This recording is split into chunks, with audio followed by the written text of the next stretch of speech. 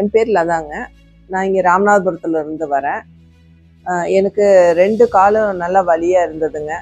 இப்போ என் ஃப்ரெண்டு சொன்னாங்க, இங்கே ஃப்ரீயாக ஃபிசியோ இதெல்லாம் பண்ணுறாங்க, ஆயுர்வேதிக்கு ஃபிசியோ எல்லாம் ஃப்ரீயாக பண்ணி கொடுக்குறாங்க, போய் பாருன்னு சொன்னாங்க. அப்போ நான் வந்து இங்கே பார்த்தேங்க.